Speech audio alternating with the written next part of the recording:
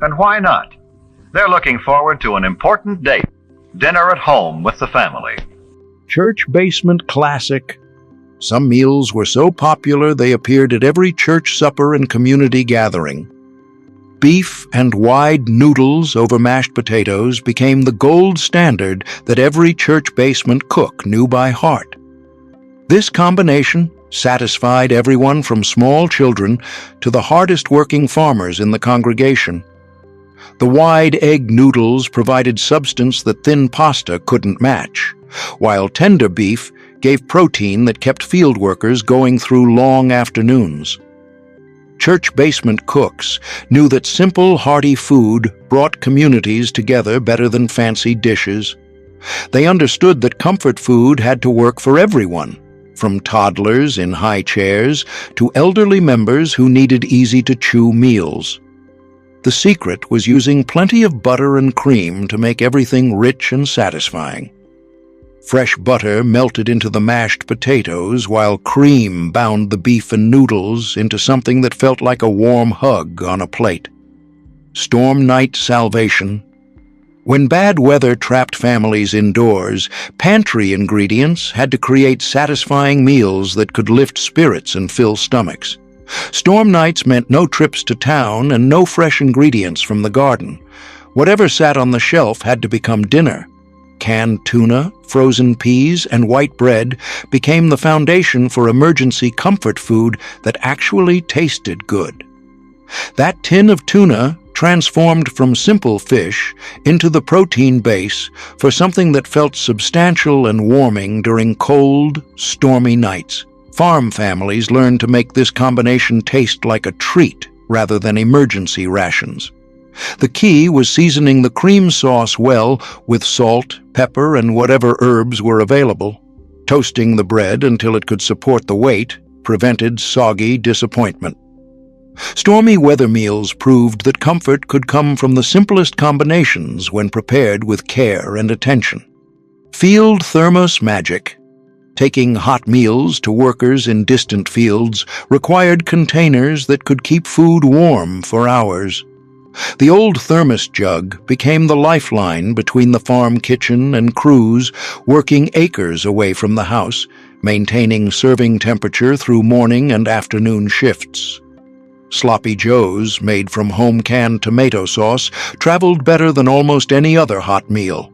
The thick sauce clung to the ground beef without separating during transport, and the mixture actually improved after sitting in the thermos for hours as flavors melded together. The sauce was made during tomato season and stored in jars for year-round convenience. Farm wives processed bushels of ripe tomatoes in late summer, creating dozens of quart jars filled with rich, seasoned sauce that would become countless field meals throughout the year. Rainy day perfection. When weather stopped outdoor work, farm wives used the time to create meals that required extra attention.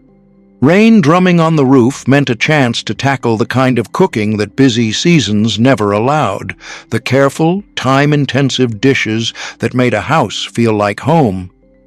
Chicken pot pie with homemade lard crust was the ultimate rainy day project. This wasn't a quick dinner thrown together between chores. This was an all-day labor of love that transformed simple ingredients into something that could feed a family for days. Every ingredient came from the farm: chicken from the yard, vegetables from the garden, cream from the dairy. The filling combined whatever vegetables were available with tender chicken meat and rich cream sauce, creating a complete meal wrapped in golden pastry. Rainy day cooking allowed time for the careful techniques that busy seasons didn't permit.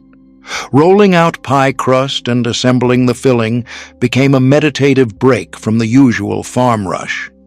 Each step required patience and attention that fieldwork rarely allowed. Sweet cream skillet gold. Fresh corn from the garden met sweet cream from the separator in a cast-iron skillet that made magic happen. August mornings meant walking through rows of corn taller than a man's head, selecting ears with kernels so tender they popped when you pressed them with your fingernail. Salt pork cracklings added the smoky, salty crunch that made this simple side dish unforgettable. Those golden bits of rendered pork fat brought texture and flavor that transformed sweet corn into something that belonged on Sunday dinner tables. The cast iron held heat perfectly, caramelizing the corn while the cream created a luxurious sauce. That seasoned skillet distributed temperature evenly, browning corn kernels without burning while the cream reduced into something golden and rich. Salt pork cracklings were the leftover treasure from rendering lard, too good to waste. After making lard for pie crusts and frying, those crispy bits waited in glass jars, ready to transform ordinary vegetables into something extraordinary. Calving season comfort. When spring calving season arrived, farm families needed meals that could simmer unattended during long nights in the barn. Pregnant cows required constant watching, and someone had to check on them every few hours through the night. There was no time for complicated cooking when new calves might arrive at any moment. Chili became the perfect solution, hearty, warming, and better after hours of slow cooking. The longer it simmered on the back of the stove, the richer the flavors became. Farm wives could throw together ground beef, beans, and tomatoes in the morning, and no dinner would be waiting whenever the family could gather around the table. Cast iron cornbread baked in the same reliable pan every time, creating crispy edges and tender centers. That seasoned skillet had been making cornbread for years, developing the perfect non-stick surface that modern pans couldn't match. The hot iron created a golden crust while keeping the inside moist and crumbly. Ham steak morning glory. Ham steak with red-eye gravy represented Southern farm cooking at its most distinctive. This wasn't found on tables up north or out west. It was pure Southern tradition that marked a family's regional roots as clearly as their accent. Sliced apples cooked in butter until they were tender and golden, their natural sweetness cutting through the rich saltiness of ham and the bitter edge of coffee gravy. This meal could appear at breakfast, dinner, or supper because it satisfied at any hour. Red-eye gravy required strong coffee and the skill to balance those intense flavors without letting one overpower the others. Too much coffee, and the gravy turned bitter. Too little, and it lacked the distinctive punch that made it memorable. And the skill to balance those intense flavors without letting one overpower the others. Too much coffee, and the gravy turned bitter. Too little, and it lacked the distinctive punch that made it memorable. Farm-cured ham provided the intense flavor that made this simple meal unforgettable. Hams that had been salt-cured and smoke-aged for months delivered concentrated taste that store-bought meat couldn't match. Fried apples used fruit that might be past fresh eating, but perfect for cooking. Slightly soft apples that wouldn't keep much longer found new purpose in the skillet. Ham steak dinners represented regional traditions that connected farm families to their cultural roots. Haying day strategy. Hay season demanded meals that could cook themselves while everyone worked in the fields. When weather was perfect for cutting and baling, every hand was needed from dawn to dusk. There was no time for complicated cooking that required constant attention. Kielbasa and cabbage in a vinegar skillet required minimal attention, but delivered maximum satisfaction. The smoky Polish sausage provided protein that could sustain hard-working crews, while the cabbage stretched the meal to feed everyone who showed up at the table. The vinegar brightened the rich sausage and tender cabbage, creating a perfect balance of flavors. That splash of vinegar cut through the fat from the kielbasa and added the tangy bite that made this simple combination memorable. The acid also helped break down the cabbage fibers, making everything tender. This meal used ingredients that could withstand long cooking without losing their appeal. Kielbasa was already fully cooked, so it couldn't be ruined by extra time in the skillet.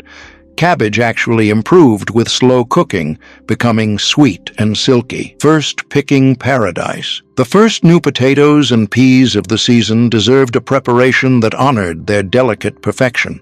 Farm wives watched their gardens carefully in late spring, waiting for those marble-sized potatoes and tender pea pods that signaled winter was finally over. Creamed new potatoes and peas represented the reward for months of waiting through winter and spring. After eating stored root vegetables and canned goods for months, these first fresh vegetables tasted like pure sunshine on a plate. These vegetables were so tender and sweet, they needed only cream and butter to become extraordinary. The natural sugars in baby peas and new potatoes were at their peak, requiring no fancy seasonings or complicated preparations to shine. First picking meals celebrated the return of fresh food after a winter of preserved and stored ingredients. Opening the root cellar had sustained the family through cold months, but nothing matched the taste of vegetables pulled from warm spring soil. New potatoes had skins so tender they didn't need peeling, just gentle scrubbing under cool water. Those paper-thin skins held all the flavor and nutrients, making peeling a waste of both time and taste. Fresh peas were sweet enough to eat raw, but even better when barely cooked in rich cream. The key was cooking them just long enough to warm through, while keeping their bright green color and crisp texture. This dish marked the turning point from winter scarcity to summer abundance. First picking celebrations reminded farm families why they endured the hard work of gardening through another season. Iron tonic tradition. Liver and onions wasn't just dinner, it was medicine disguised as a meal. Farm wives served this combination, knowing it would build strength in growing children and cure the fatigue that came from long days of physical work. Farm families understood that iron-rich liver could cure weakness and pale complexions better than any store-bought tonic. Children who complained of being tired got liver for dinner until their energy returned. Working men who felt run down found themselves facing plates of liver until their strength came back. Sweet cream gravy made the strong-flavored liver palatable even for reluctant eaters. That rich, smooth sauce covered the intense mineral taste that made children wrinkle their noses. The gravy transformed medicine into comfort food that even picky eaters would finish. This meal appeared regularly on farm tables because hard work demanded strong bodies and steady energy. Farm wives scheduled liver dinners based on the family's needs, more often during harvest season when everyone worked from dawn to dusk. The key was not overcooking the liver, keeping it tender rather than tough and bitter. Overcooked liver became like shoe leather and tasted twice as bad. Perfect timing meant liver that was cooked through but still tender enough to cut with a fork. Onions provided the sweet contrast that balanced liver's intense mineral flavor. Those caramelized onions added natural sweetness that softened the strong taste without masking the nutrition the family needed. Farm wives knew that good nutrition sometimes required making medicine taste like comfort food. Iron tonic dinners represented the practical approach farm families took to maintaining health through food. Winter jar treasure. Glass jars of home-canned beef tips represented security during long winter months. Farm wives spent summer days processing tender cuts of beef into sealed jars that would feed the family when snow covered the ground and fresh meat was scarce. The canning process began with selecting the finest cuts from freshly butchered beef, typically the chuck or round that would become tender through pressure canning. Each piece was cut to uniform size, ensuring even cooking and perfect presentation when the jar was opened months later. The meat was packed carefully into sterilized quart jars, leaving precisely 1 inch of headspace to allow for proper sealing. Raw packing was the preferred method for beef tips, as it preserved more natural juices then hot packing. Salt was added to each jar, 1 teaspoon per quart, not for flavor, but to help draw out moisture during processing. The filled jars went into the pressure canner for 90 minutes at 10 pounds pressure, a process that guaranteed both safety and tenderness. The tender meat needed only reheating and serving over buttered bread to create a satisfying meal. Those beef tips had been cooked once during the canning process, making them fork tender and ready to eat with minimal preparation. Winter jar meals proved that summer's preservation work paid dividends when fresh food was hard to come by. Beef tips canned at home were more tender and flavorful than anything available in stores. The home canning process broke down tough fibers while sealing in all the rich, meaty flavors. Each jar held chunks of beef that had been carefully selected and processed at the peak of quality.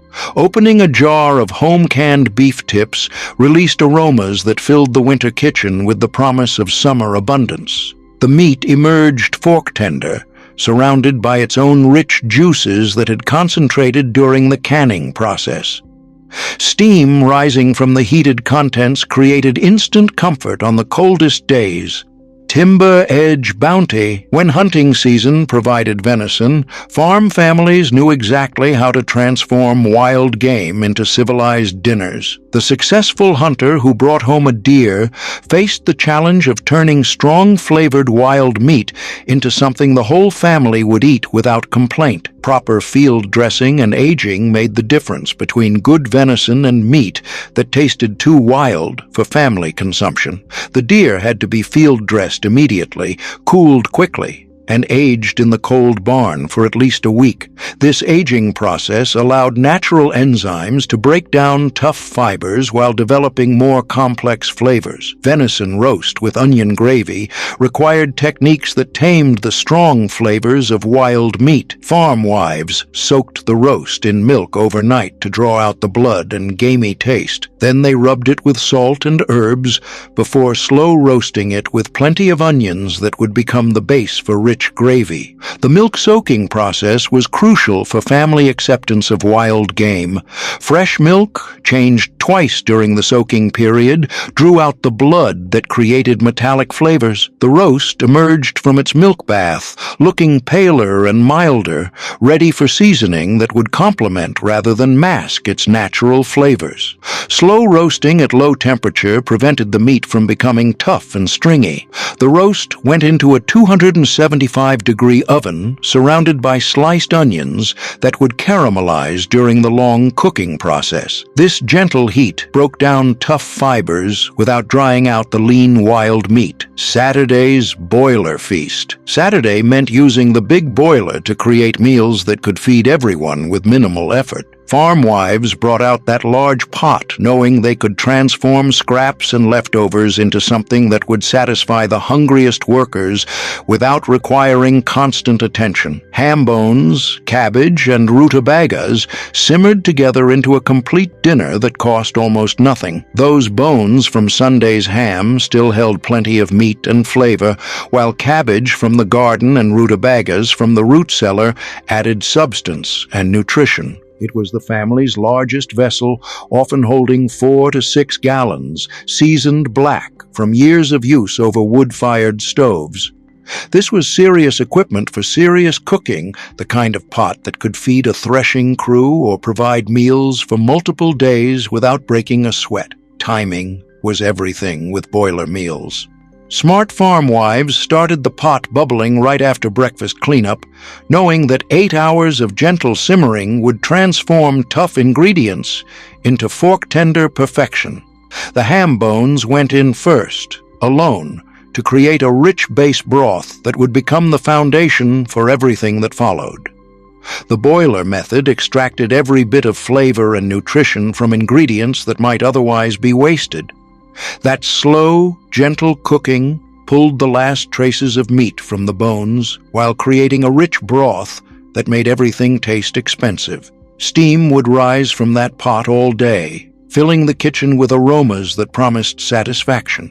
Saturday boiler dinners used leftovers and scraps to create meals that satisfied better than costly ingredients. Ham bones from previous meals still had enough meat clinging to them to create rich, satisfying broth that formed the foundation of the entire meal. Those bones often came from 3 or 4 different Sunday dinners, accumulated in the cold cellar until enough gathered to justify firing up the big boiler. Root cellars provided the winter vegetables that turned bone broth into complete meals. Cabbage heads wrapped in newspaper stayed crisp through winter months, while rutabagas buried in sawdust remained sweet and firm until spring. These storage vegetables had been selected in fall specifically for their keeping qualities and their ability to improve with slow cooking. Rutabagas were the forgotten root vegetable that added sweetness and substance to winter meals.